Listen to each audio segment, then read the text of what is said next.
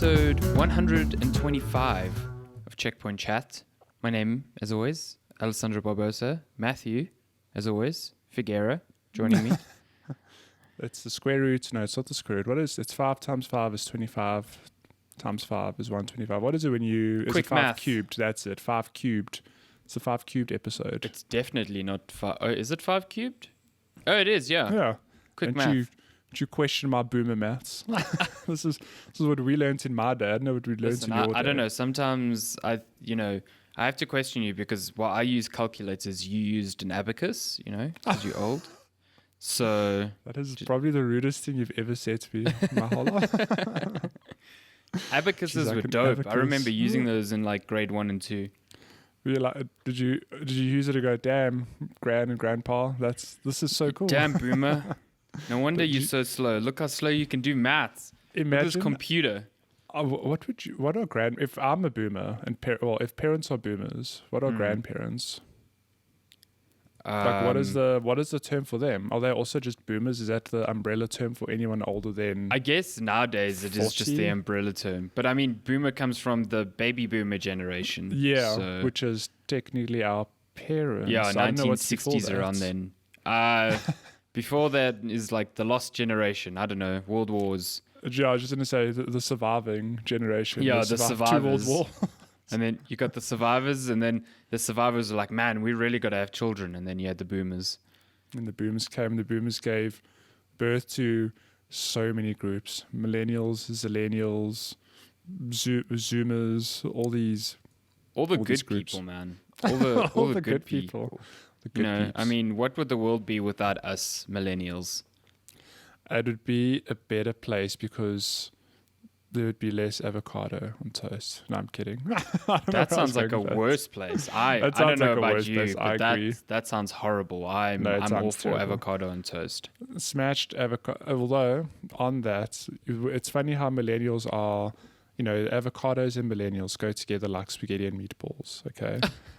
Okay. It's funny how it's become a thing though. Like avocado is, you can go to a restaurant and be like, we'll serve you for breakfast smashed toast on a piece of artisan bread. Like it's just avo on toast. And you'll pay like don't make it 60 rand fancy. for it, no problem. I think And there'll be Tasha's a- does it, yeah. Yeah, and the dash of balsamic vinegar and seasoning. I'm like, okay, that's just vinegar and salt. Like, And don't make little it fancier cherry than it is. tomatoes, little roasted Little- cherry tomatoes. That'll be 80 rand plus tip. Yep. Like, 100% that's how wallet. they're charging you. And that is why we can't afford houses. yeah, thanks, boomers. This is all your fault. This is you've lured us into your trap of avocado and Avocados. toast, and we Yeah, cannot avocados. resist. Oh my God. You found our weakness. I mean, what else do you want from us? The money. I don't know. Money. I would love money. I mean, we could rob a bank. I would love money. I would love like cheaper housing. That would be great. The things Yeah, that are important. Buying a house today is just a... Let me tell you, Lensk and I, we often just have a look as a matter of interest. Like, what is on the market? And we're like, we could probably afford that. Then we work out the bond repayments and then levies. And then we're like, yeah... Maybe we could not, probably- we could probably afford it, but we'll just never enjoy life again. We'll never get to go out, never get to buy anything. Yeah. Yeah. Never get to travel. Lenska whispers in my ear from the side here. You do like a cursory like load up of not News 24, Property 24. And you like convince yourself that you can afford these things that you can't. It's just like, nope, it's not her. Oh, I mean, Shani and I have been looking at that a lot because we are planning to like move out somewhere next year. But we're only renting because we still have to figure out if we're going to murder each other when living alone. It's a That's very an important important step. Very important step. It's an important step. Got to live together first before you think of going further. I mean, you date someone for 7 years and then you find out that they secretly hate gaming, and then you've like got to hate call avocado it off. on toast. You're like, Yeah. what? They eat breakfast in bed and just like leave all the crumbs No. in bed. Lenska's forbidden from eating in bed. I'm like, no. Is it something that she likes doing and you are just like, no, No, this is every now and then she's like, maybe we should have like coffee and biscuits in bed. I'm like, no, No. maybe we shouldn't. yeah, maybe not, maybe you should go sit in the corner and think about what you've just said. Yeah, but living together is a very important step because it's like you said, there's a difference to dating someone for so long and then actually being in each other's space all the time. That's when you learn if you really love someone or not. And people are like, oh, but you go on holiday together. It's like, it's not the same. When you're on holiday, firstly, you're in like a holiday mode. It's like very different. Yeah. You know, living together is like, how do you deal with each other after a day of work? You know, how do you just murder each other? Yeah. How do you juggle like, okay, we got to make dinner and we got to do this and that? Like, I think it's really important to figure that out. Who does all the shopping? Yeah. Yeah. Who does, you know? Who folds all the ironing? Who puts the ironing away? I hate ironing so much. You know why I hate ironing? It's because I'm so slow at it. Like, it just takes so long. It's one activity. Look. Hanging, washing, okay, ironing, and just washing in general. I think doing the washing itself, putting it in the machine, cool. That's not a problem. Easy. Taking it out and having to hang it though, and then go out later and take it down. I'm like, nah, I hate it. It's a pain. I hate it so much. It's a real pain. It makes you wonder why tumble dryers like don't work. Yeah, it's like I also don't understand. It's like tumble dryers, they dry clothes, but they shrink them. I'm like, well, how have we not solved this problem? Yeah, it's like 2020. How have we not solved this? I mean, it is a dilemma. Like, really, like today it's raining, can't dry clothes. Why? Why have this amazing thing that's the size of a washing machine that is literally useless because the one purpose it's built for, it does it wrong. Every household, well, not every household, most households have a tumble dryer, and it's there, never gets used. I'm like, why do we own this? Yeah, like I don't get it. It's like owning a TV that then just doesn't have a picture. It's like, why the fuck did I buy you? Like, listen, this TV will show you, you know, series and movies and everything. However, it'll hurt your eyes. Yeah, it'll hurt your eyes. Make you have eye difficulties. Like, well then, why would I buy this? It will turn off every 30 seconds or... Jeez. Or it will delete Netflix every 30 seconds. Like, what? Yeah, I don't understand, man. Tumble dryers, fucking bizarre. And people still buy them. Like, I don't get it. I just don't get it. Well, I was just going to say modern tumble dryers. Okay, hear me out here. Because every household I know has a tumble dryer that's like fresh out of the 50s or something. It's just 100%. this piece of this appliance that's been handed down for generations since the Great Wars of World War II. Maybe that's why it's so shit. Yeah. Has anyone actually bought a modern tumble dryer? Can someone confirm that modern tumble dryers don't shrink clothes? I want to know from someone who has a modern tumble dryer if they can just throw in the clothes there and not worry about hanging them. Like, I'm sure it must be a thing because I think about people overseas who live in like apartments and stuff, and you don't have all the space to hang all your washing. No. So surely there must be I don't know. Actually, I wonder. My sister might have a tumble dryer, a modern tumble dryer. Yeah, because when she moved to Cape Town a few years ago, she did buy herself a whole lot of appliances, and I think one of the things she bought was a tumble dryer for that reason, because Cape Town rains a lot. Yeah, that is true. Like how do you get your clothes dry? So I need her to message me. We need and tell me. An hour and a half podcast with her explaining what settings she uses on the tumble dryer and how it works, and if it still shrinks her clothes. Yeah, because she's quite tall like you, so she would know if the clothes have shrunk. Yeah. I'd love to see like a shirt like shrunk on you. It just becomes like a crop top. That happens. That really does happen. My God, this is a tumble dryer chat. We talk about video games and checkpoint chats every now and then. Join us next week to talk about ironing. What is as big as a tumble dryer though? The PS5. The PS5. It's a thick boy. It's a thick boy. Everything. Listen, this design, it's growing on me. You like it? It's I mean, it's big, but now that it's set up, like it just kind of like blends into to my, and I've got it sitting standing, I guess, vertically. So you got yours on Thursday? Exciting times. I did. Is it horizontal or is it vertical? It's vertical because that's literally the only space I can put. That's the only mode I can put it in. It's vertical, and look, it's a big console. It is hilarious because Lenska loves it. She loves the design. She's an architect, so she knows design better than us. I was just gonna say she particularly has an eye for design because that's what she does for a living, and she's like, "That's designed beautifully. I love it." But then it doesn't bug her that it's not symmetrical. I actually haven't pointed it out at all. Does it not bug you that it's not symmetrical? I like it. She likes it. Okay, interesting. But I put basically, so my setup at home, like I literally have a desk with screens on, and I don't have a fancy shelf and a TV that I can sit back and look at. So my PlayStation literally sits behind the screens. Okay. Oh, so you don't even like see it really? I don't even really get to see it, which is a pity. But point I'm getting at is that I pulled out my PS4 so I showed Lenska and I unboxed it, and it's like, wow, this is beautiful. I'm like, but it's so big. She's like, it's not that bad. I thought it'd be bigger. And then I unplugged the PS4. That's what she said, right? Hey. That's what she said. I unplugged the PS4 and put it next to the PS5. She's like, whoa. Yeah. The PS4 is tiny. I'm like, that's the real size comparison there. Yeah. Yeah. It's kind of weird, though, because if you have an original PS3 and you put that vertically, it's actually kind of like comparable to the PS5. That PS4 is actually... Really? The PS4, they really went small, and then they fucked up because it was so loud. So it's so loud. I have a PS3 in a box, and we actually need to pull it out and like an OG PS3.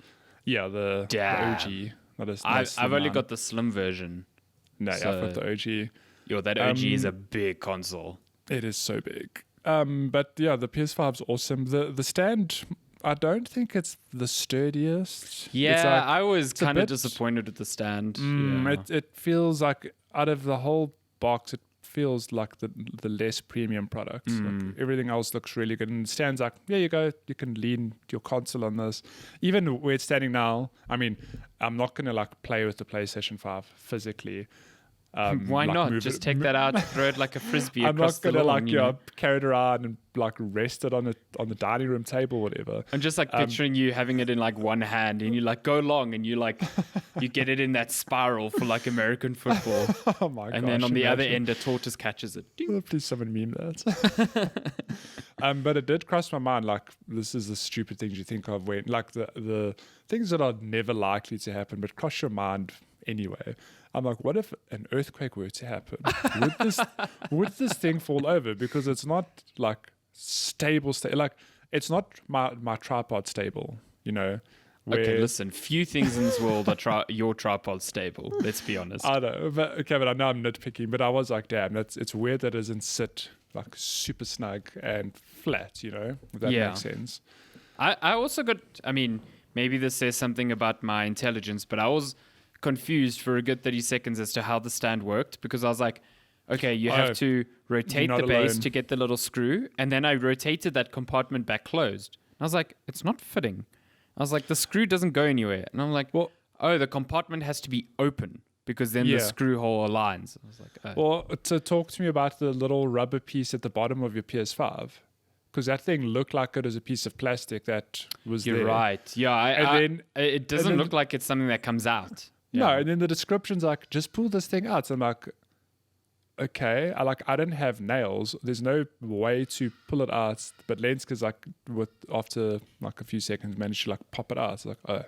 Yeah, pops out, and then it's got in the base. It's got a little hole that you can just pop it back into as well. Yeah. She also saw that. I was literally that scene from Zoolander. I was busy hitting the monitor like, how does this base go?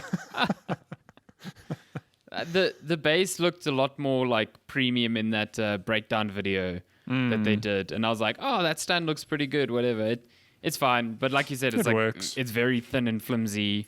Yeah. I mean, I'm glad that they included that, because if I had to pay extra and then got that, I'd be mad.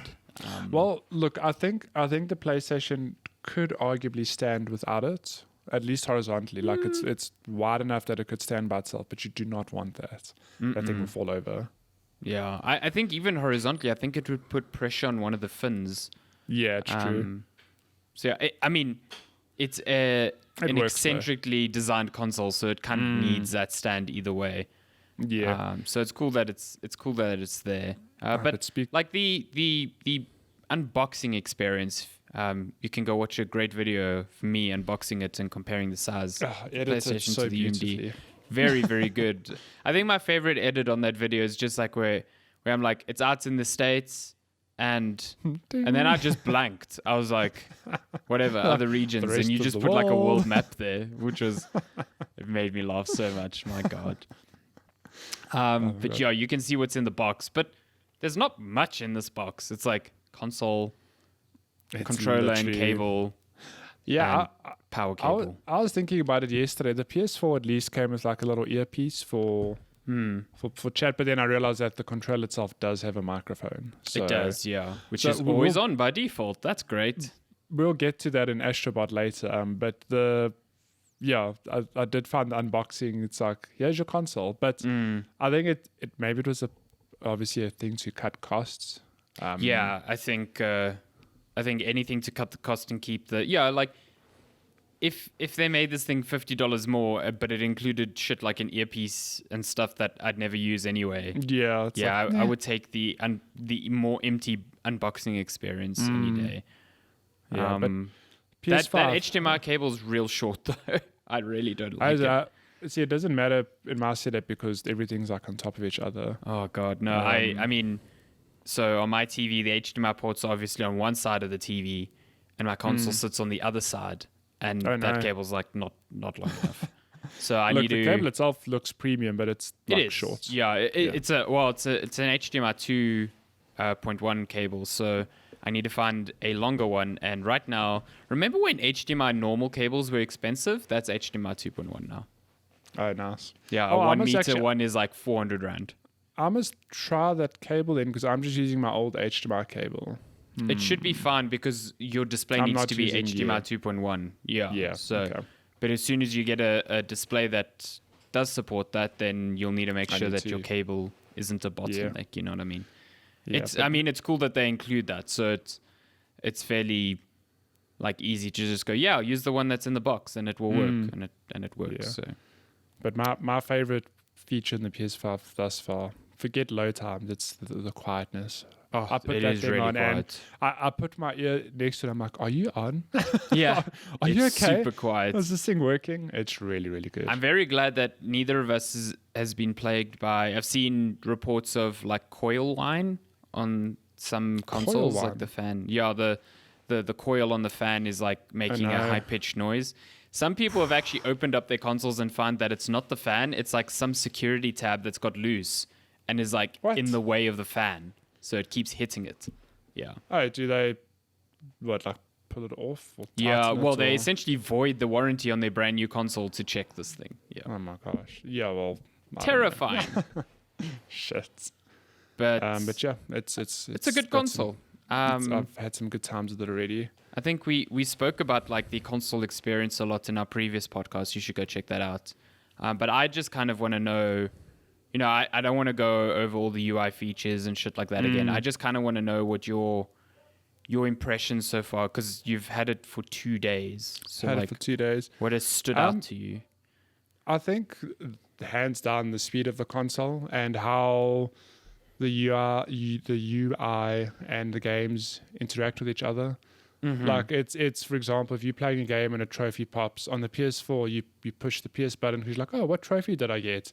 And then it loads the trophy menu, and you wait, and it loads, and it says pulling up trophy information. Like, it was always very slow. Yeah. Very slow. Whereas in the PS5, for example, it's like you pop this trophy, you push the PS button, and a tiny little window pops up saying like, you got this trophy because you did this. And it's like, oh, cool. And I carry on with my game. Mm-hmm. Super simple. Mm-hmm. But just how snappy everything is really nice. The fact that if you push again with the UI, if you push the PS button, there's like a little quick bar at the bottom. And it's just really quick with everything. Yeah. Like even I know it's not a quick resume feature or whatever like Xbox, but the fact that you can just hot swap between games, if that makes sense. Like you have a little shortcut again at the bottom saying like, which games have you played recently? Oh, that little, what's it called? Switcher icon. It's like Switcher, yeah. And it's not quite as quick as, I suppose, quick resume on Xbox, but it's quick. Like I jumped from Astrobot to Demon's Souls in under a minute. And it's like unheard of on anything before, Yeah. So it's just really nice. I'm enjoying that. I have found that so far, even though this is a bit, sometimes it works, sometimes it doesn't. But it is the Sony games that sometimes don't show all those splash messages at the beginning of a game. Sometimes they do. Which, you mean when you actually launch? Oh, yes, you launch a mentioned game, this. yeah. But third-party games just straight up do not. So like every time I've loaded up Call of Duty Cold War, it's like, It we're still going to make takes you you. sit through all of those, Oh my all of gosh. those things, and I'm like, this kind of sucks because I know how quickly this can load. But I wonder if that's something that won't go away in time as people realize, like, it's just slowing down the overall experience. I wonder because a lot of the times those intros have like logos for engine technologies used in the game and licenses and stuff like. And I wonder if part of the agreement of using those things is like you have to show it when you launch the game. Like I know when you export a game from Unity, it shows that splash as part of the thing. So. Yeah, I don't know. I think that's more like I don't think it's a Sony problem. I think like the console's more than capable. I think whoever makes the game needs to be like, well, how can we speed this up? Can we skip this? Can we not? Yeah, I think making it skippable is like, because the reality is that a lot of games do have splash screens ready, but most of them are skippable. You just quickly like tap in your main menu. Yeah, And also like the Sony games. They should be skipping them. I know Insomniac said that right now it's like a sort of bug that Spider-Man, it should show it only on the first load and then never again.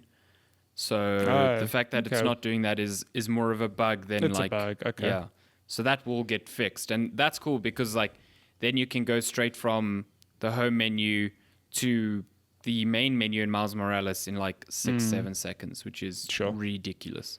Yeah, but I mean, speaking of games, the launch games in this console. So before we get into that, we are going to talk about them all briefly, I think. But throughout the week, we did actually share gameplay footage with our thoughts. Well, your thoughts actually, because you had the console earlier and you played a lot more than I have. But there are some lovely videos on our YouTube channel covering Astro's Playroom, Spider-Man, Miles Morales, and Demon's Souls, which I haven't played Miles Morales, but I've played ample time I've spent ample time on the other two. And yeah, we even have a nice, it's like 4 or 5 hour stream of you experiencing Demon's Souls for the first time. Real fun. All on them YouTubes if you want to have a look. But let me tell you, Astro's Playroom, Game of the Year. It's fantastic. So for those of you who don't know, Astro's Playroom is a pack-in title, I guess, that comes with the PlayStation 5. And it's basically just a game that's designed to showcase the DualSense controller. But it really goes above and beyond that by being a showcase piece for like the entire PlayStation brand, with little nods and references to not only first-party titles, but titles that are like synonymous with the PlayStation brand, like to an extent. So you might, for example, be playing a level, and this made me smile so much. In one level, there was just Chris and Jill from like Resident Evil 1, which is synonymous with the PlayStation 1. When I saw that vignette, I was like, Matty's gonna love this. Like I immediately thought of you there. And you've got like a little Astrobot scientist like juggling a vial of the T-virus. Yeah, it's fantastic. So I really, really did not expect to enjoy that game as much as I did, but it's a must-play, I think, for every PlayStation 5 owner. Yeah. Because besides being really great for little references and being colorful and fun to play, it does show off the DualSense controller in fun and inventive ways. Like, just as an example, there's one level where you are in a rocket ship, and your triggers, your left and right trigger, basically toggle a rocket on or off, But depending on, there's some resistance in the trigger. So if you hold them down fully, you obviously move a lot faster. But if you tap lightly on one or the other, you move a little bit slower. And I really enjoyed that. The adaptive triggers are, I can't wait to see. I sincerely hope more people use it. More developers do lean into using that technology. Because at the moment, we don't know. We don't actually know if people will actually use it or not. And did you understand what I was saying during the video where, I can sort of like convey what I'm feeling, but until you feel the controller, it's like it doesn't do it justice until you feel it in your hands. Yeah. Yeah, so it's not just the triggers. I mean, this game emphasizes the surfaces you walk on, for example. So like you did say, when you're walking on glass, there's a little vibration on the controller that almost conveys that. Whereas if you and a little sound as well, yeah. But whereas if you're moving through sand or like mud, it vibrates, such. It feels like you are walking through sand or mud. What I really like. I'm curious as well, though. You played with headphones, right? Yeah. So I wonder if it redirects the controller audio into the headphone. It must. So it must, but what I did is I eventually just pulled one cup off my ear just to hear the controller. I was like, oh yeah, like it's actually very loud from the controller. So it is still coming, because I saw in the settings menu that you can tell it like, don't play from my controller, just add it to the audio mix. Is that at a system level setting or a game level setting? I think it was in the game in that instance. Okay, I must try that out. Yeah, because I mean, especially with the surfaces, I felt like the sound coming from the controller really helped drive home that feeling, because it's like you feel the vibration and your ears hear the slight sound of glass and your brain is just like melding the two together. So it's really good. Yeah. I mean, one of my favorite moments in that game as well, there's one level where it's raining and your Astrobot pops open an umbrella, and then on the controller you feel very subtle vibrations all over it, as if you are feeling the rain falling on that umbrella. It's ridiculous. It's so clever. Just little things like that just really make the. I only got up to that part yesterday, and my dad came to give me one of the Dashins, to like sleep with at night, and I was on that level. I was like, just feel this, just like. I did exactly the same with mental. Lenska. Yeah. So she was busy, but I was like, listen, just hold this controller. And she's like, okay. I'm like, now look at the screen. She's like, oh.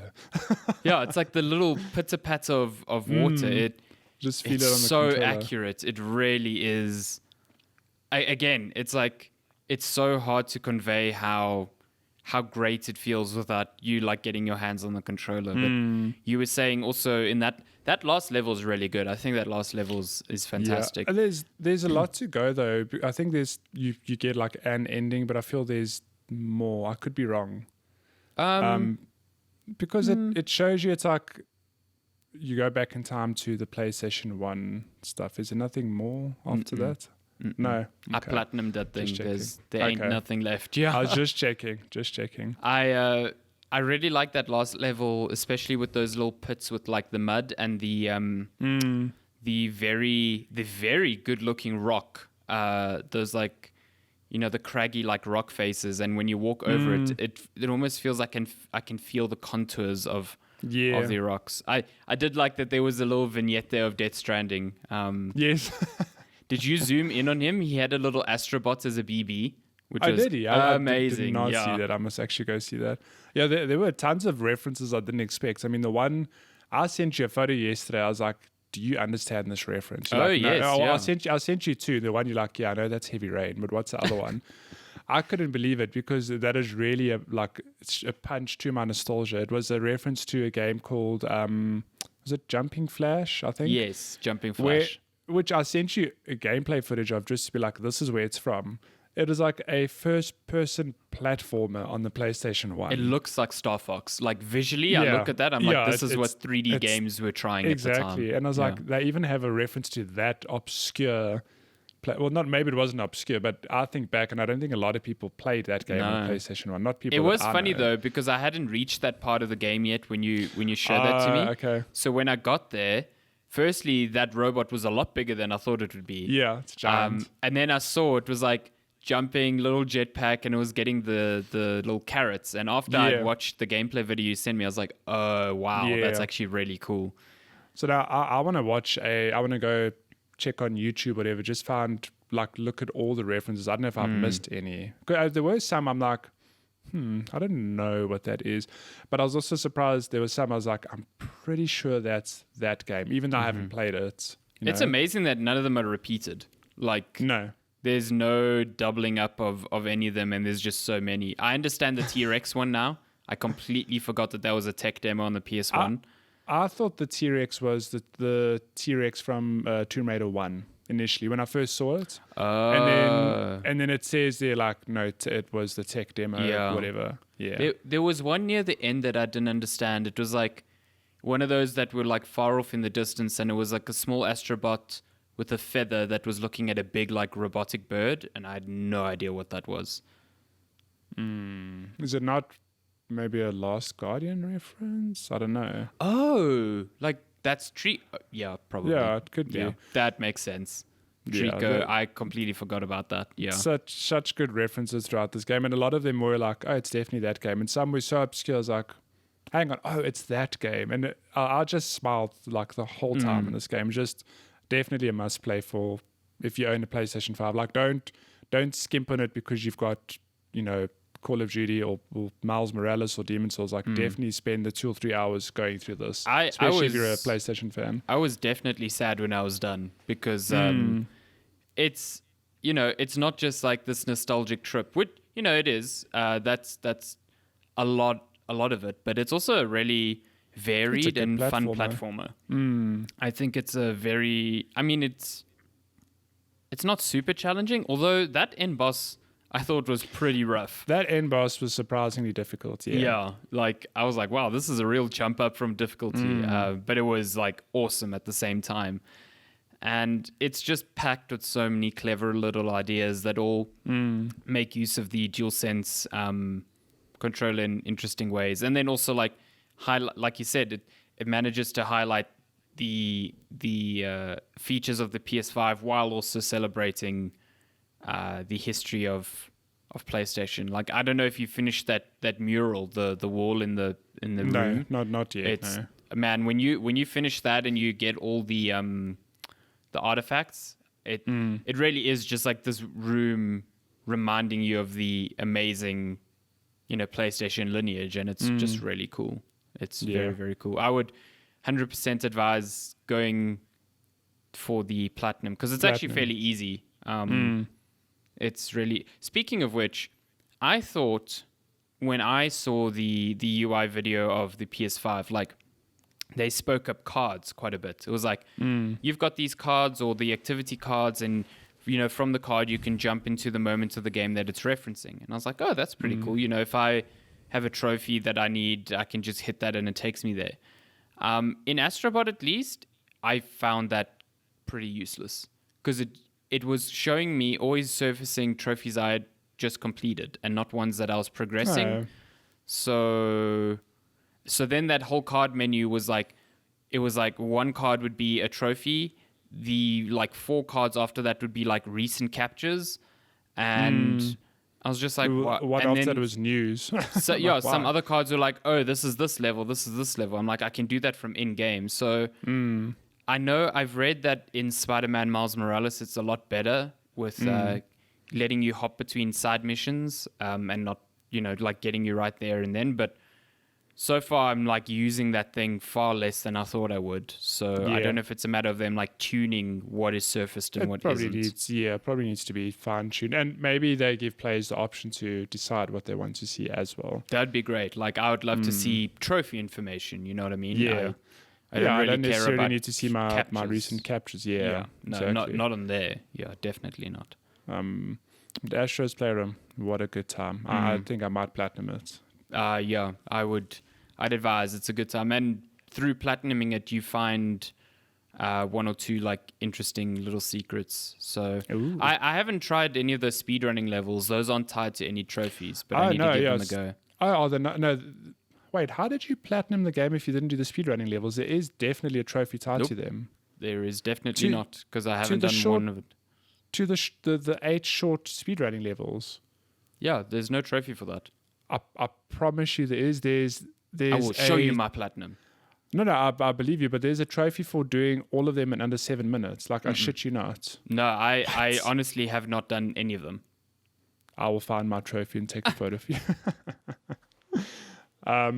But yeah, so besides Astro's Playroom, we've got some Demon's Souls, which I'm not going to spend too much time in the other games, just in the interest of time. But Demon's Souls it's unreal. It is a remake of a FromSoft game that looks like absolutely gorgeous, runs amazingly, and it's that good Dark Souls formula. The OG, I guess, it's that good challenge, but it's hooked me in that I can't wait to go back and just play more and die a lot. I mean, you literally watched me play the first 4 hours. Yeah. So I saw you beat the Phalanx and the Tower Knight. It was a good time.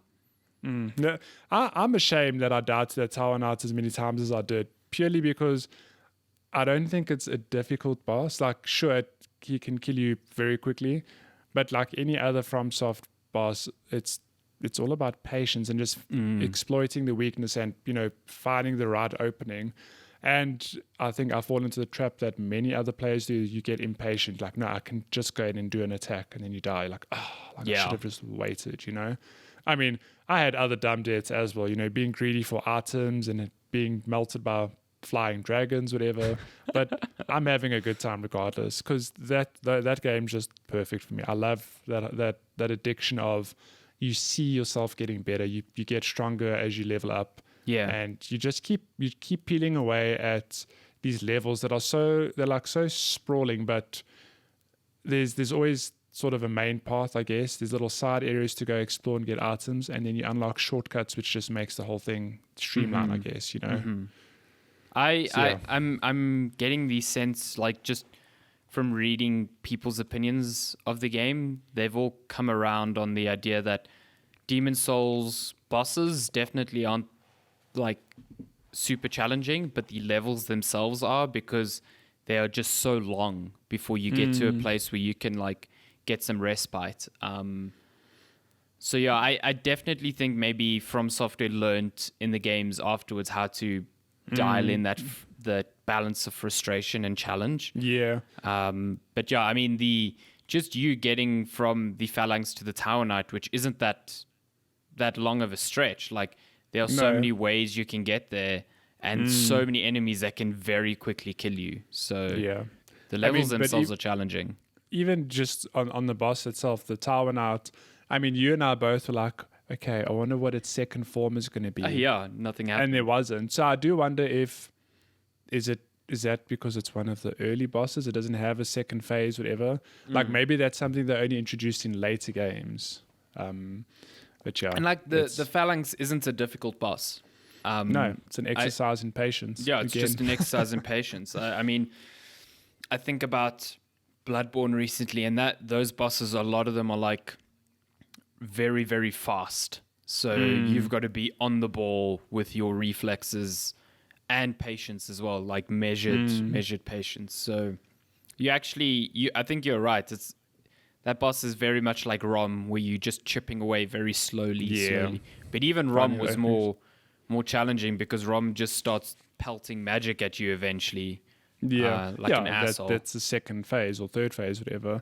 Yeah. I mean, when you're done with Demon Souls, I think you should 100% play Dark Souls 3, because if you enjoy this, like, remember, Dark Souls 3 is FromSoft's latest game with every, like, I suppose, where they've addressed every sort of criticism. So I wouldn't say it's better than Bloodborne per se, but it's the same sort of feel as Demon Souls, in that, like, when I dual wielded, you're like, oh, you can do that. I'm like, oh yeah, like in Bloodborne it wasn't really a thing, but Demon Souls, Dark Souls is, you can equip anything really, in whatever combination you want, and it's just very similar in feel. I mean, the pine resin, for example, which is it pine resin that ignites your weapon sword, in fire? Yeah, like, I knew that because that's a Dark Souls thing now, whereas you're like, oh, like I didn't realize it would do that.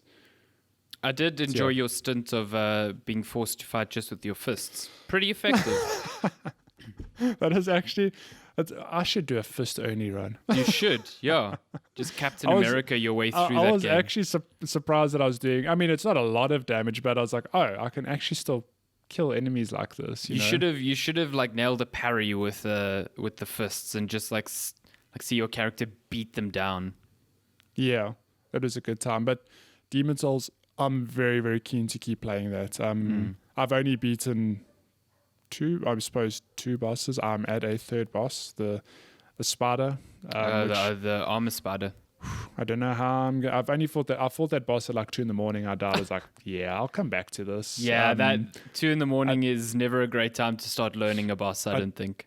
Yeah, I don't know how I'm going to beat the boss, but I suppose that's the beauty of these games. You get to a boss, you're like, this is impossible. And then slowly but surely, like, oh, I need to do this, or this is the pattern I need to follow, and you overcome it. And that's how FromSoft gets you. Like, yes, enjoy this addiction of feeling like you're getting better.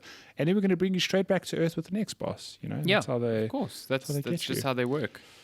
So Demon Souls, really, that to me is a solid launch title. The only criticism I'll say is that it's not for everyone. Like, yeah, I know, 100%. Yeah, I know some people like, I got my PlayStation 5, but I don't really like Demon Souls because I'm not one for like these stupid punch you in the face difficult games. But in those cases, I suppose you could pick up the likes of Miles Morales, which, I mean, I haven't played it yet. I'm very excited to get into it though, but we've spoken a bunch about it on our YouTube video. But I suppose just to recap briefly for audio listeners, it is a sequel to 2018's Marvel Spider-Man PS4 one, where you basically followed a Peter Parker who's sort of been Spider-Man for a little while, you know. He's got experience, yeah, he's got experience. And then, sorry, spoiler, in the story you meet Miles, who by the end of the game goes on to get his own Spider-Man powers. And that's sort of where the credits roll.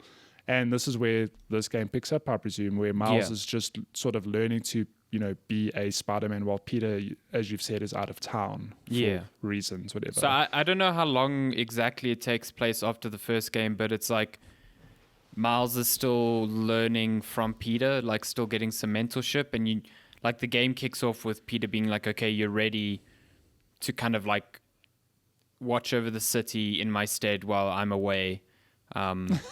It's like, thank God I can have a holiday. Yeah, I get that sense as well. Peter's like, oh my God, finally I can actually like go away and chill out. And in typical comic book fashion, as soon as Peter leaves, there's like a big conspiracy that Miles like uncovers, and it like sets off in motion the events of the game. I will say that this game, from a pacing perspective, is like breakneck. It is so much more. There's a much bigger sense of urgency to everything here as opposed to the first game. It doesn't feel like I should be going off the beaten path, because as soon as I finish a mission, it's plunging me into the next one straight away. It's not like, oh, your next mission is on, you know, in this icon on the map, so swing there. It does feel like a seamless like progression from one to the next. So I'm having a good time with it so far as well. I mean, I really liked Spider-Man in 2018. Hey, damn. So, yeah, it's actually not that long ago though. Like, it feels that it was. It feels like the other day to me, and to think that it was like 2 years ago is like weird. Yeah. Well, it feels like the other day for me for sure, because I only finished it like 3 months ago. Yeah, that's also true. You finished it fairly recently, but I think from a structure perspective, it hasn't really changed. I mean, you can go check out the video for more specifics, but you know, the combat mechanically feels the same, even though they've done a really good job of giving Miles his own unique animations that definitely makes you feel like you are playing as a different character, which I appreciate. But your swinging is all the same. What I like is that they don't strip away mechanics from you. So every like unlocked ability you had at the end of Spider-Man, Miles just has. So you don't have to unlock things like web zip or the like zip to point jump and stuff like that, that, you know, really hampered your mobility in the opening hours of Spider-Man as you came to grips with the swinging. But yeah, you've like just got it, which can make the beginning a bit overwhelming. I feel like even having played Spider-Man, I was like, wow, it really is expecting me to remember a lot very quickly. Yeah.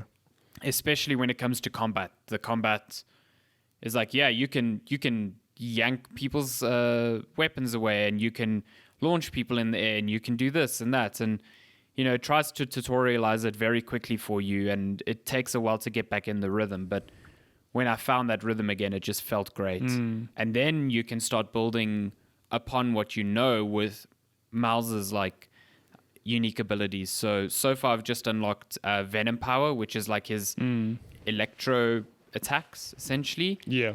And those are really cool. Like you've got a meter underneath your health that determines when you can do a venom attack, and you use those to stun enemies or break enemy weapons that you otherwise wouldn't be able to get through.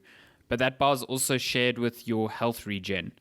So it's a balancing act. Like if you pop off a venom attack, but you're low on health, then you're going to need to string together a few dodges and punches before that meter charges up again to heal. So it's cool. Like, I like that balance. I'm still getting used to it. But I just really like swinging through the city. I think New York looks really good in its new, like, wintry Christmas time skin. I think it gives the new map a fresh feeling, which is great.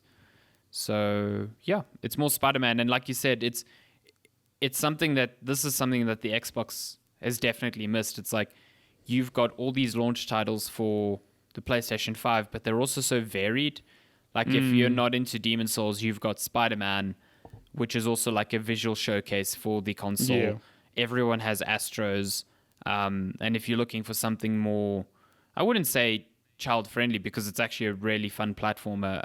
Sackboy, The Big Adventures, which I'm also excited to get to. There's just too much to play at the moment. Yeah, there's tons, and that's great. I'm going to tick them off in good time, but there's really definitely good variety there for everyone, which is awesome. And then you've got if you're coming from PlayStation 4 where you didn't grab all the games, you've got access to the PlayStation Collection with PS Plus. So you've got you don't have all the exclusives. Like you don't have The Last of Us 2 and Ghost of Tsushima, but you've got pretty much everything else.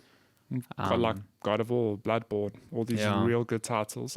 This just made me think. I don't know if they will, and I doubt they will, but imagine a Death Stranding patch where they implement DualSense features correctly. Like, that'd actually be really nice. Like we said, Astrobot's got that whole rain effect on it. I mean, that would fit so perfectly with Death Stranding. The rain and the proximity to BTs and stuff. Like if you're leaning one side or the other, like pressing the triggers to rebalance yourself. Yeah, that's actually really cool idea. Kojima, do it. Just do it for your pals at Sony. It would be great. Yeah. I would replay that game just for that, honestly. I wouldn't replay the whole game. Imagine how good the zipline must feel. Yeah, look, in Astrobot, that little zip feels so good. In the GPU jungle. Feels great. Yeah. So PlayStation, their launch titles are, I haven't played Miles Morales or Sackboy, but from my experience, they're just the two that I have played real good. I've really enjoyed my time with them. But just quickly before we move on to game releases, I booted up Valhalla yesterday. Oh, yes. And I'm very fortunate that I don't think I've had any teething issues that other people have experienced. I don't know if that's because I got the console a week later than other people. Maybe I think getting the console early exposed me to a lot of issues. Most people won't see. Yeah. Yeah, because when I downloaded, you explained to me that if you want to download Call of Duty, for example, you go to the page and for some reason you default to the PlayStation 4 version of the game. Yeah, that I don't understand why that's a thing. So that did happen to me in Call of Duty, but good thing you told me that. I was like, oh shit, let me download the PS5 version. However, Valhalla took me straight to the PS5 version. I downloaded it. Launched it, and all my stuff was there. My save was there, right? Everything. And let me tell you, jumping from the PlayStation version to the PS5 version, night and day. It is unreal how. So the game works on PS4. There's no issue with that. I put 25 hours into. You were also playing on the base PS4. Base PS4, so it works. It's really functional, and I was enjoying my time with it. But I can never go back because the load times are. In Valhalla, you sort of put into a open space where you can just do attacks and wait for the game to load. I would have to wait up to minutes. I think sometimes, if I was fast traveling, whatever. And now I can barely get an attack in before I've loaded into the next area, which is just you can't run around in that nice dark Animus area. Yeah, and now also. just visually, it's so smooth, which Yeah. it's this to me is so like Jeff said, it's kind of like getting a new GPU and replaying older games. Like, wow, now I can play this game at full detail. It's exactly that. I'm like, I do shit. appreciate the additional smoothness in Valhalla. The like having it at 60 frames is really nice. good. Yeah. You need to play less Valhalla though, because your parrying game in Demon Souls is weak. Can I tell you that jumping back to Valhalla, I was screwing up again because buttons are different.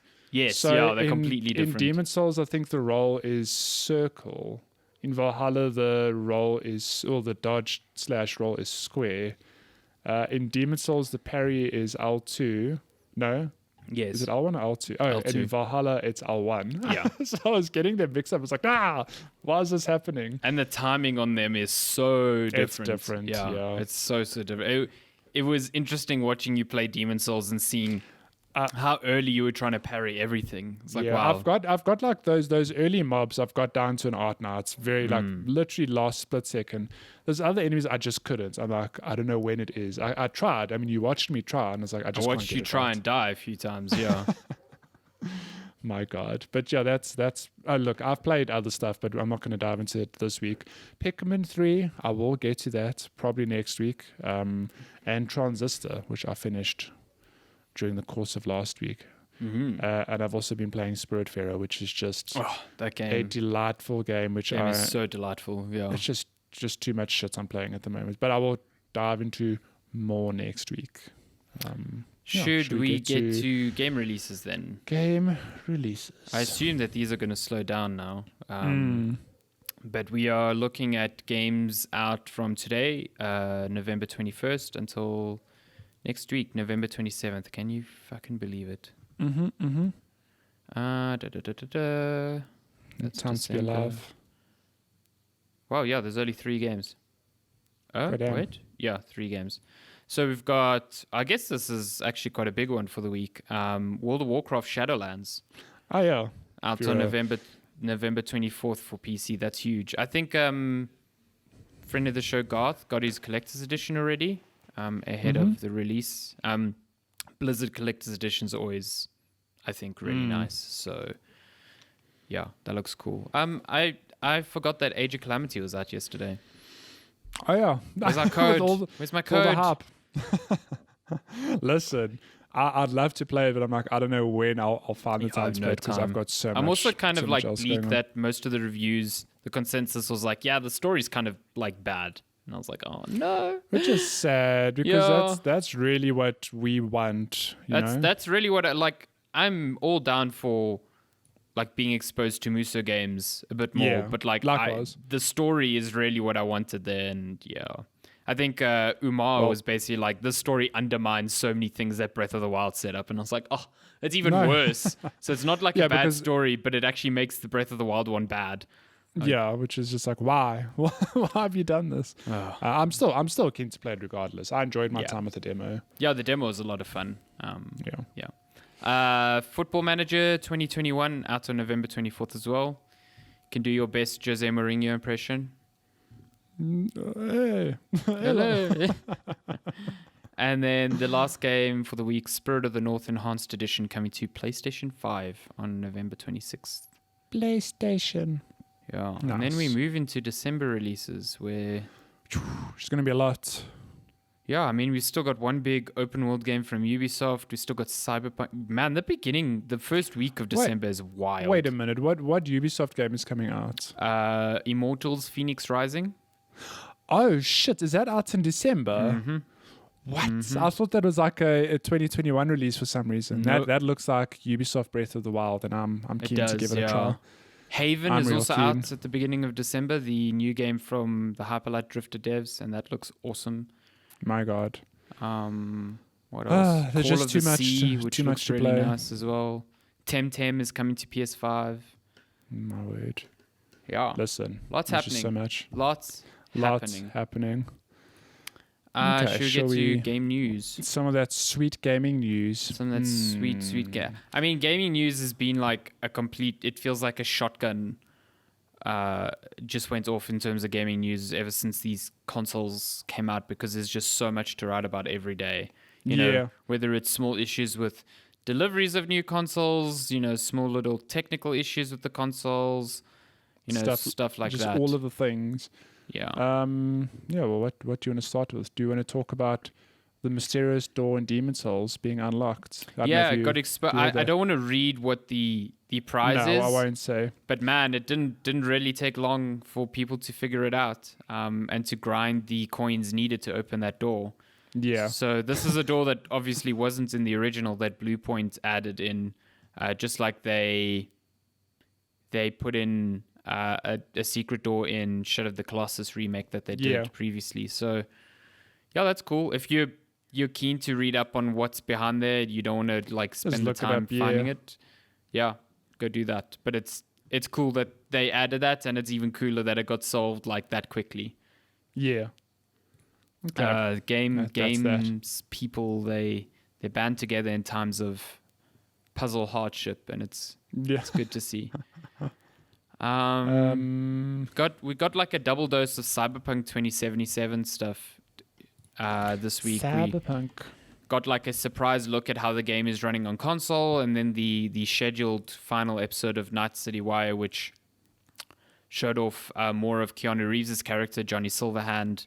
Showed that he'll actually be playable in the game, which is interesting. Oh, really? Yeah. Okay.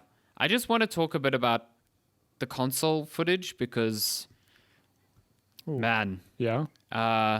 So they showed it on two consoles. They showed it on Xbox One X and Xbox Series X. Okay. So they omitted Series S and they omitted base Xbox, both of which are weaker, quote unquote, than the Xbox One X. And that footage on the One X was rough. Like, was it? I think visually it looks fine. Like, if you take a screenshot from that version, it looks fine. Like, they've added, I think it's definitely a step down from the Series X in terms of fidelity, but it looks good. You know what I mean? Yeah. But the frame rate was just bad. Like, in combat, walking around the city. And if, like, that's what CD Projekt Red is showing. Good Lord. Yeah. So that makes me wonder how that thing's going to run at all on the base Xbox and the Series S as well. Well, we were kind of shocked. I remember, like, I don't know when it was, but when it was revealed that it was coming to current gen consoles, because we were like, from everything we'd seen, it looked like this is a next gen experience, you know. But I don't know. I can't imagine playing this on like the base PS4 or not Series S, the Xbox One S. Like, how is it going to work? It'll work. I think it's going to be rough going. Yeah. Look, if CD Projekt Red can get The Witcher 3 to run on the Switch, I'm pretty sure they can do anything. But still, it's like, I don't know if that's the way you want to play this game. I guess it comes down to what compromises you're happy with. I mean, to me, playing a game, especially one that is, you know, it's still an RPG, but it's a first-person shooter with like a frame rate that doesn't look like it's even locking onto 30 is, to me, a bit rough. Like, I don't want to play that version. And in the same vein, the Series X version only runs at 30 as well. So I'm just like, what? So I'm looking at a PC version here right now because PC looks good, and you know, you can put all those bells and whistles on ray tracing wise. So this game's out soon though, which December is 10th. My God, that's too much to play. It's the day before I go to Cape Town on holiday, so I am not playing that game for a while still. Listen, this is a game I want to play, but I can't say I'm going to rush to play it because I know it's going to be one of those, you need to like take 3 months of your life to just, you know, get immersed in this game. And it's coming out at a really weird point of the year where I feel like it's going to be like a flash in the pan, like people are going to play it, but then it's also like it's the year winding down, you know what I mean? People go away, or you know, a lot of websites start winding down for the year in anticipation of Jan. So it's just a very, I'm sure CD Projekt Red would have liked to have stick to their date, which was originally yesterday or November 19th. So, well, personally, I'm kind of relieved that it's coming out in December because I'm like, I'll have some leave, and that's the sort of, you know, time I could actually put. Could you imagine it came out now with Demon Souls and No. Spider-Man and No. See, that's I hear you. It's a bit of a weird time it's coming out, but I'm also kind of grateful because even going into January doesn't really have like, big, well, not that I'm aware of, no big launch titles. So for the next 2 months, people can, immerse themselves in Cyberpunk. So yeah. That's Cyberpunk. There was a big Capcom leak.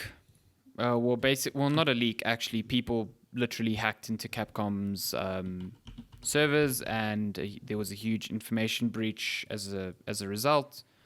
That shit's criminal activity, and I don't think anyone condones it, but there were some interesting tidbits that came out from that. Came out. It's like, don't do this, but hey, look at this. We've got some interesting news out of this. Well, I mean, a lot of this, take it with a grain of salt because, just getting internal documents doesn't paint the full picture, obviously. For sure. But according to the documents, Capcom has a Resident Evil game in store every year, sort of, up until the year 2024 at the moment. So I think their cadence of like a remake and then a new game every year will stick, because Remake 3 came out this year, Remake 2 came out last year, the year prior to that was RE7, and next year we've got RE8, which apparently is coming out in April. So, according to this interesting. Well, that's funny because that's a year after Resident Evil 3. Yeah, that's so they're true. just really leading into that cadence of one a year. That's true. Capcom is apparently also maybe thinking about a Dragon's Dogma sequel, as well as remakes of classic games such as Final Fight and Power Stone. I think Garth is very excited for the Dragon's Dogma remake. As expected, there's also a mention of Street Fighter 6, because of course there is. Of course there is. It's almost weird that hasn't been announced yet. Yeah. The worst fighting game in existence, am I right, Jeff? Oh yeah, no. Like who the fuck knows this quarter circle bullshit? Only redeeming factor of Street Fighter is a stretchy arm guy. We all know Hell this. yes. Stretchy arm guy is bae. It's a good time. Yeah. What else? Among Us is teasing a new map, which looks like it's going to be revealed at the Game Awards. Cool. Oh, there's also the Game Awards. Yeah. The Game Awards.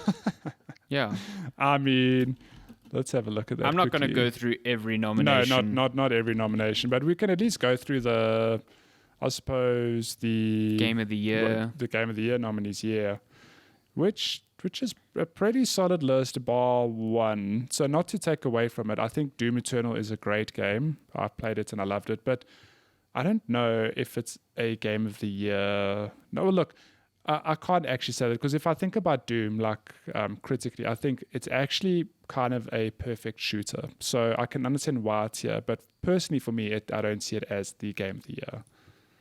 Yeah, no, I mean, we spoke about this during the Demon Souls stream, but like I find it weird that Doom Eternal's there at all, because I mean the general consensus I sort of gleaned at the time was like, people were like, yeah, Eternal's good, but it's not the seminal game that Doom 2016 was, you know what I mean? No, that's true. Doom 2016 really was like a breath of fresh air for that franchise. So, and in some regards, a lot of people like did not like Eternal's like more open, like combat chess like combat. You know what I mean?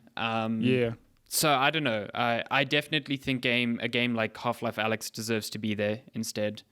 I also think Among Us got shafted big time, considering its cultural impact. Yeah, it's been a massive impact this year.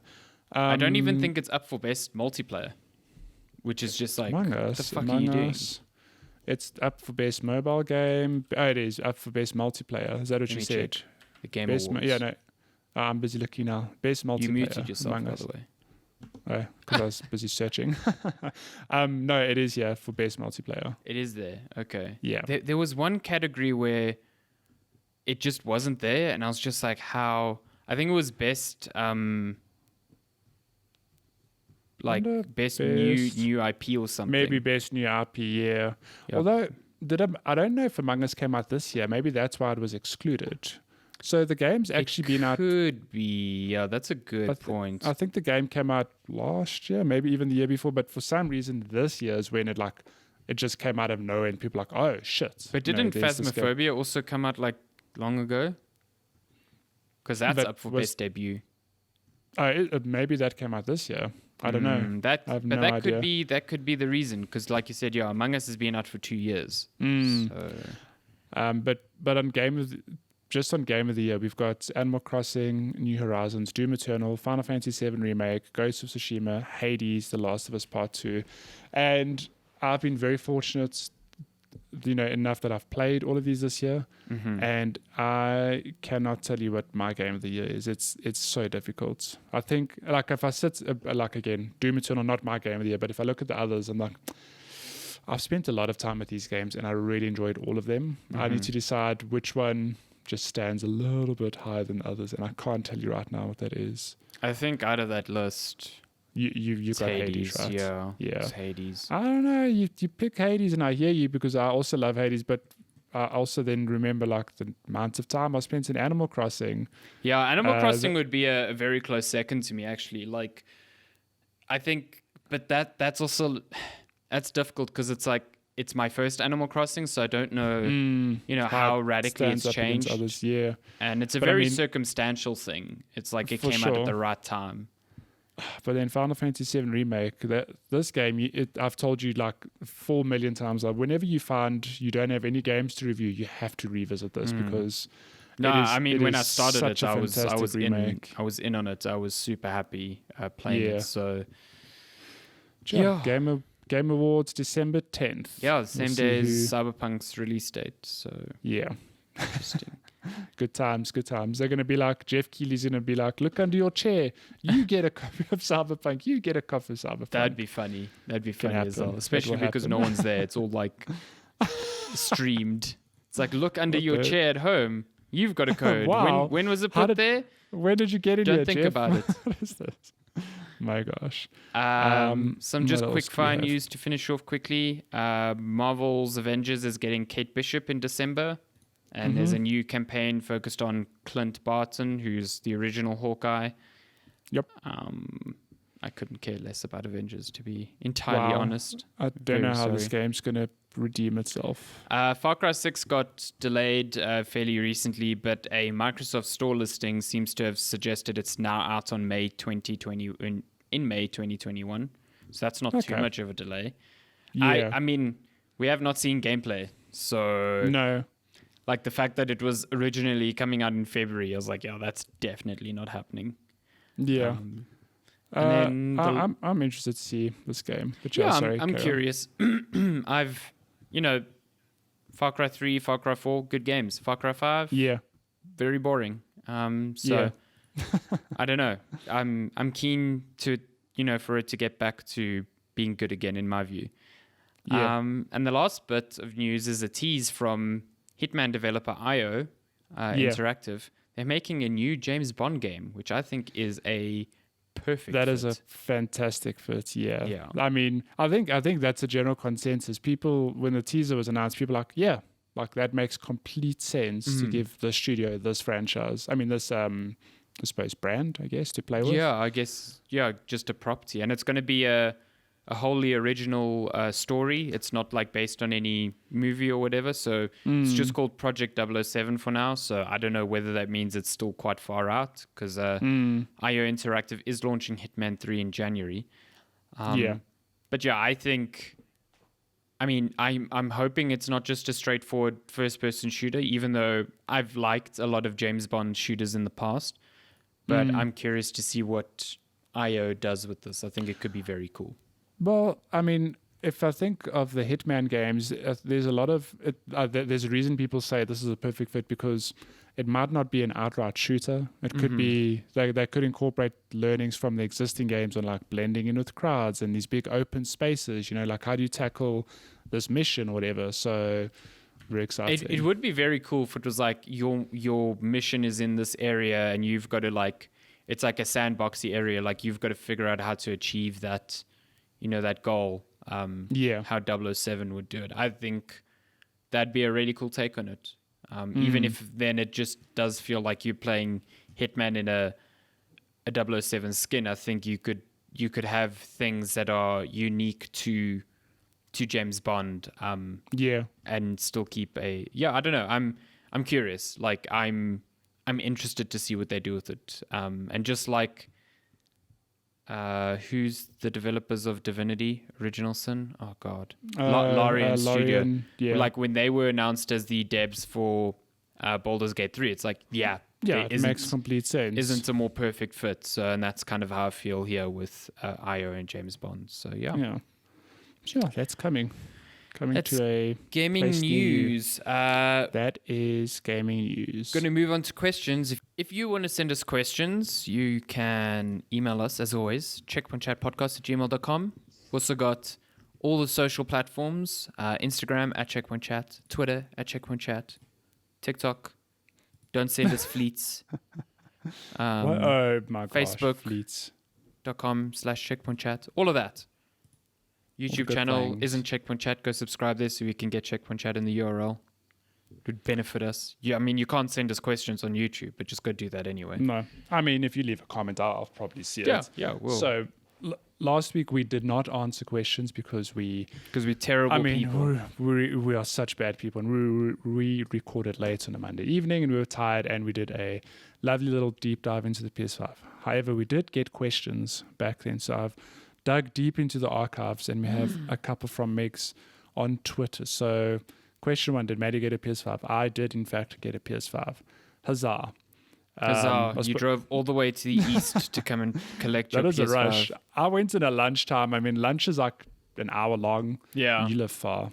So that I was really speeding. Yeah, it was a rush. How long will people keep Astro's Playroom on SSD before they delete it for the space-conscious COD? So I suppose you could answer this because you've platinumed the game, but I don't know. I kind of get the impression you're not going to uninstall it anytime soon because you might want to show other people the game as well. Yeah, that's exactly it. Like I feel like Astro's Playroom is the perfect thing to be like, hey, sit down for 5 minutes and check the shit out. It's also only 10 gigs. So yeah, I was going to say, it's not that big. Yeah, like unless I'm like literally cannot install something because of that, I think I'd uninstall something else. Put it this way, like if I'm running out of space, 10 gigs is likely not going to help that install. I could download, I could delete something else that would probably serve as a better space saver. So you could delete COD and make space for like at least 5 other games. So at least. I'm already considering just deleting like the zombies and multiplayer from COD just because like I don't see myself playing that anytime soon. So yeah, when I downloaded that, so just on that, I've downloaded Astro's Playroom, I've got Demon's Souls, I've got Valhalla, I've got Miles Morales. I think that's everything. And I've used up half my hard drive. Yeah. Which I thought it would be more, to be honest, because Call of Duty is massive. It's huge. And also like Miles Morales and Spider-Man Remastered, I think together are like 100 gigs as well. Shit. Yeah. Okay, next question. Have you guys noticed that ever since Final Fantasy 16 was announced, people suddenly remember that Final Fantasy 7 Remastered is still at part 1 and they need part 2 ASAP? But remake, Remake, yeah.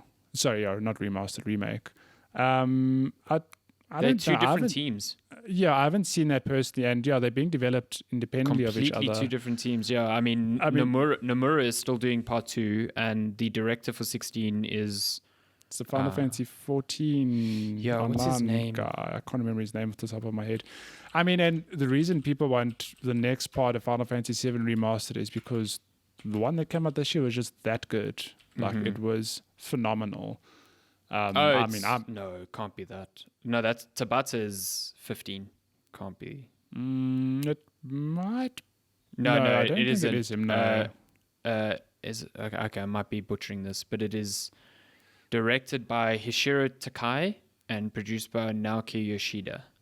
Okay. So those guys. Naoki Yoshida. I think he's done Final Fantasy 14, if I'm not mistaken. I could be wrong. Yeah, he was the so Naoki Yoshida was the director and producer of Realm Reborn, Final Fantasy 14. Yeah. Okay. I remember seeing him. He was when I was at the Final Fantasy 14 Symphony After E3, he was there. I recognize him now on stage. That's cool. Yeah, that's cool. Man, So yeah, what a show.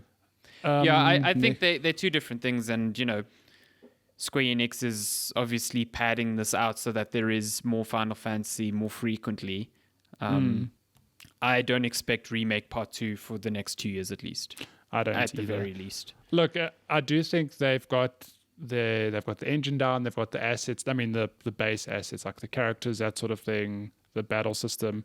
But I'm curious to see how much they keep from Part 1, throughout the game. Because, like, what will they do? Do you technically restart your leveling at Part 2? I'm pretty sure you'll have to. Then do they just keep the same system, or I don't know, we'll see. And also, like, are they doing 3 parts? Are they doing 2 parts? I think it'll be 3 parts. I don't see this game being 2 parts. Yeah, if they stick with the way they structured, I mean, Midgar was only a very small part of the original. Tiny, I mean, not tiny. It was like the opening 8 hours of the game. Yeah, really. And there's a lot happening after that. I could. I mean, I don't think it'll go into 4 parts, but definitely 3 parts. Yeah, definitely. I think 3 parts. Next question. So, do you know the cover art of Cold War? Like, can you envision it? It's the soldier. So Meg says, does the COD Black Ops Cold War soldier remind you of Tropico? It kind of does. Tropico, the drink?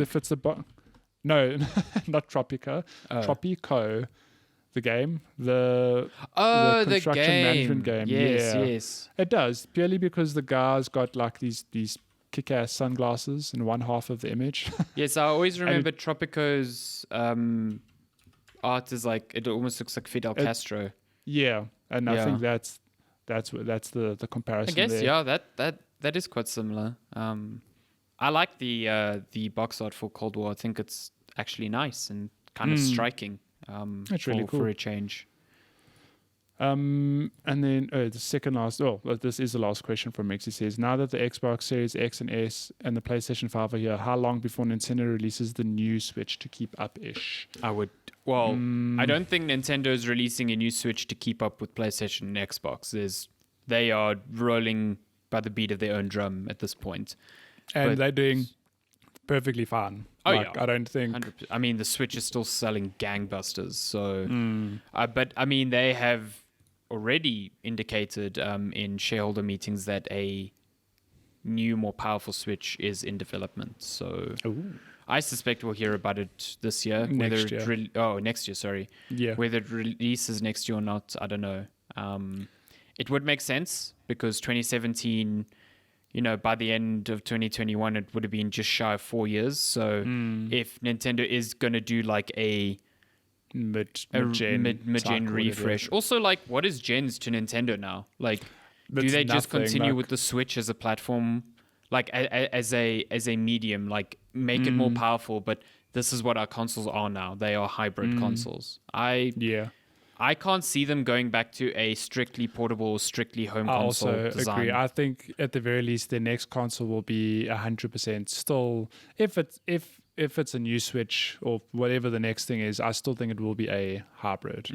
I don't need like a 4K Switch, like no at all. Look, I think a new Switch with better battery life, maybe designed different. I wouldn't say no. I mean, I'd be keen to see what it looks like, but it's like I'm very happy with my Switch. And before the Switch Lite came out, we did speculate like that there's the Switch, which is the hybrid. They're going to at some stage release the handheld only, and they've done that. So the Switch Lite, yeah.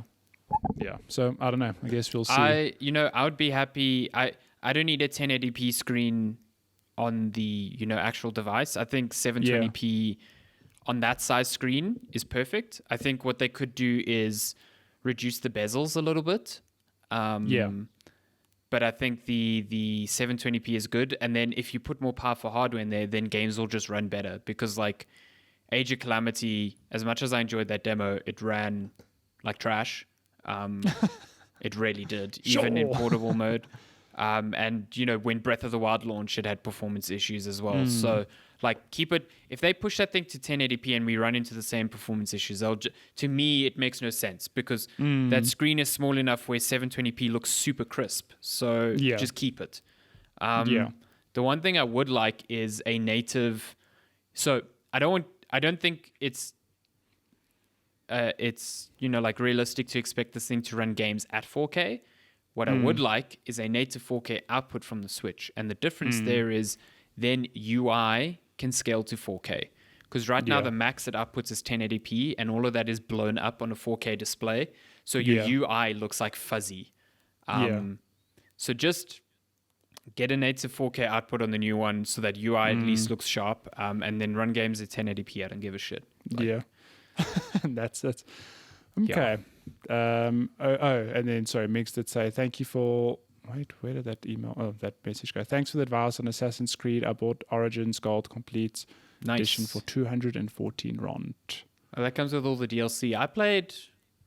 I really enjoyed Origins, and then I played the one DLC called The Hidden Ones, which kind of shows the origins of the Assassin's Creed order.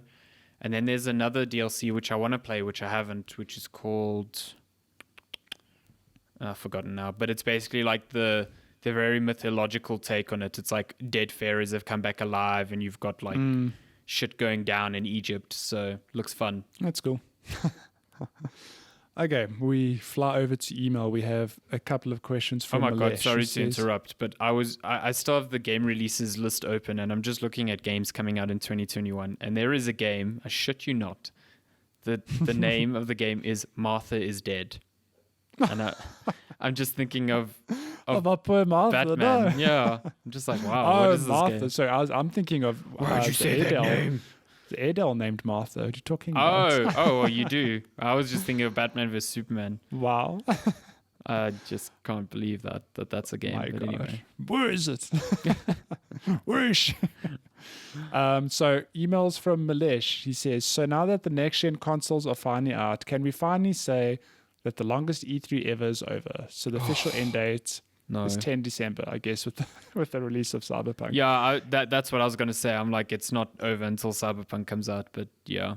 So he says, man, it has really felt like E3 every second week this year. It's been fucking wild. tiring. I mean, it's all exciting. Don't get me wrong, I love it. But from a perspective of someone who covers games every day, it's been tiring. It's exhausting. I am ready for not having to look at Twitter and expect like some big thing to happen. Some big drop, yeah. Well, Malaysia's to you and everyone else in games journalism who might be listening, thank you for your tireless coverage of news for the entire year. That's really kind of you. Thank you, Malesh. Good Lord. I mean, we complain about it like it's the worst job in the world. I love my job. It's a good time. I love it, but like any job, it can be mentally and physically taxing. So next email, he says, you guys, I made it. I have a next-gen console. So as you already said in the previous episode, the Series X is like an epic PC upgrade, all new but all the same. Sick. My launch titles have been Tetris Effect and Jedi Fallen Order, thanks to Game Pass. I ignored the Ubi sandboxes because, like so many others, I was expecting to grab Cyberpunk. I was hoping to get something to show me some of that sweet RTX in action. What would you recommend be an RT showcase on the Series X? My first choice was Control, which I intentionally skipped because it is touted as an RT showcase, so it was inevitable that we would get that on new consoles. But it seems that patch is delayed to 2021. It's also not a patch, it's a new version of the game. Well, I hope you haven't bought the game. So which would you choose between Watch Dogs Legion, Devil May Cry 5 Special Edition, or something else? As a ray tracing showcase. Yeah. I suppose, you know what you could grab, Malesh? I think it should be on Xbox Game Pass because of EA Play is Battlefield 5. I mean, I don't know Battlefield 5. But I don't know if that has ray tracing on console. Because it's... Oh, sorry, maybe not on console. Yeah, you're right. Because it definitely has it on PC, but unless they've patched it, it doesn't have it on console. I mean, it's worth investigating because maybe they don't. You're right. Yeah. It's a pity. Interesting though. They should just patch it and put it in there. But I think I'm trying to think of like the better. Like I haven't tried Watch Dogs with the ray tracing patch. I've downloaded the game, but I haven't tried it just because I think Watch Dogs is a very boring game, so I don't really want to play it anymore. But from the gameplay video I saw of Devil May Cry 5 Special Edition, that ray tracing looks friggin' awesome. I mean, Devil May Cry 5 default is a stunning game. Yeah. So I mean, it's running on that RE engine. So Yeah, I mean, if you, but then again, like if you aren't super into character action games, then you're going to boot it up, look at it, and be like, "That's nice," and then not enjoy the game. Nice, and then just put it away. So I think between Watch Dogs and Devil May Cry, pick the game that also appeals to you most right now. Just kind of see it. Call of Duty's ray tracing, just like in previous times, is very subtle, I find. Trying to think of other games that have ray I'm also tracing. thinking, I don't know if there's anything. Gears doesn't have ray now. tracing, or Forza doesn't have ray tracing. But they At the do very- have Xbox Series X enhanced patches that make the game look better. So those are fun. Look, at the very least, games that release moving forward should have some yeah. kind of ray tracing. It's just at this stage, like this weird. It's just weird. Although I'll say that it's not like the PlayStation 5's launch titles besides Spider-Man really has ray tracing. Yeah, Demon's Souls doesn't have ray doesn't have. tracing. Astro's Playroom doesn't I actually really don't have. know if it. Yeah, I don't think it has. Yeah, Yeah. it's it's going to be a weird thing this gen because it already is the thing of like in Spider-Man. It's like, do you want ray tracing at 30 or do you want the game at 60? You know 60, what I mean? yeah. And that's already happening. Yeah. And if you kept an eye on AMD released their new GPUs this week with reviews and whatever. And that's the architecture that is baked into these new consoles. And it turns out that the real Achilles heel of these cards is ray tracing. Oh, wow. They just aren't like, they are trading blows with NVIDIA's cards in normal rasterized workloads. But like you compare the RTX 3080 and the RX 6800 XT in Control. Without ray tracing, they are basically neck and neck. With ray tracing, the 3080 is like something like 30 to 40 frames per second faster. It's Sure. So AMD's, this is their first hardware that accelerates ray tracing from a hardware level. And it seems like what's in these consoles isn't their best shot at that, which is disappointing. But it's to temper your expectations for ray tracing in the future. Yeah. I don't know if we answered the question, though. I think we did Devil May Cry 5 Special Edition. Yeah, I think so. I think it's worth investigating Battlefield 5. I hear you. I don't think it does have that update, but I mean maybe it does. I don't know. I haven't seen anything personally. Enjoy that Fallen Order though. Fallen Order. I know now if you pop it into performance mode, it's at 1080p whatever, but you'll have your locked 60, which it never was on older Also, consoles. So. you'll have fast load times. That which is too, because man, that the load was times the that they were, Achilles heel on consoles. So enjoy the painful. fast load times. man, on console it was so painful. You played on PC, so it wasn't as painful. No, I played on console and then I moved to PC. So it was like a tangible, like, oh my god, what a difference! Night and day difference. Yeah. Next question. Any reason you changed your outro theme song? Last episode had a slow down version. What? I actually forgot to tell you about this. So for those of you who don't know, Alessandro edits, gets the audio, he exports it for podcast platforms, and I get it and I put it on YouTube. For some reason, the outro song on the last episode was like slowed down like 20-30%. So it was super slow. Okay, I don't know how that happened. It was hilarious. It was like, this is what being on drugs must be like. Yeah, it was super slow. Don't think it was intentional. Yeah, Malesh, that's the first I'm hearing of it. So I'll make sure that I don't even know how I did that by accident. It happens. It's sometimes when you send me the audio, the full episode's fine. I wonder if it's because we happened? changed the project rate. Oh, maybe. That is hilarious. But the intro song sounded fine, I think. Yeah, I wonder if that's the issue. Well, I guess we'll see again this week, because I'll make sure that I don't edit it.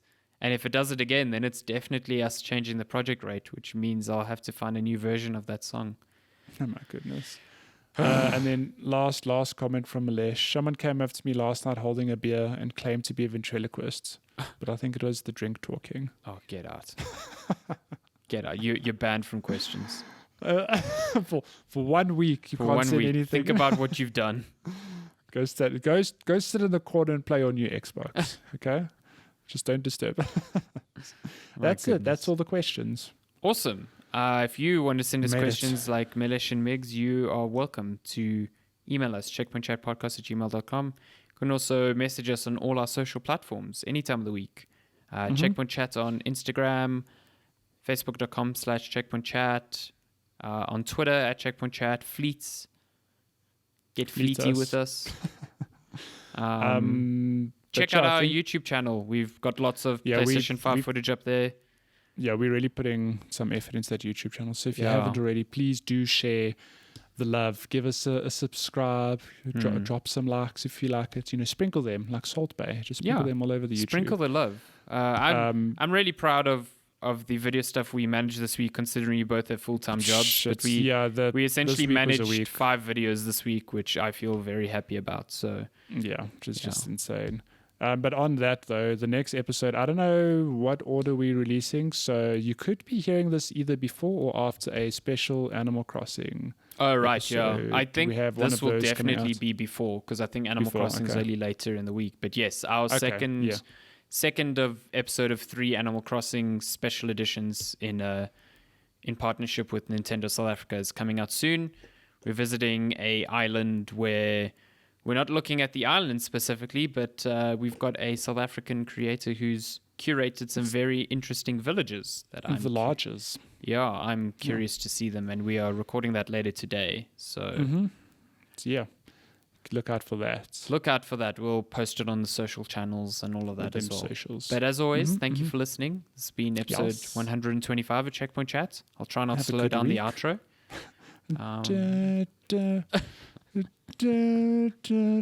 Really, go back and listen. It was really like I need it. I swear it's happened before as well. I remember an older episode where that happened as well.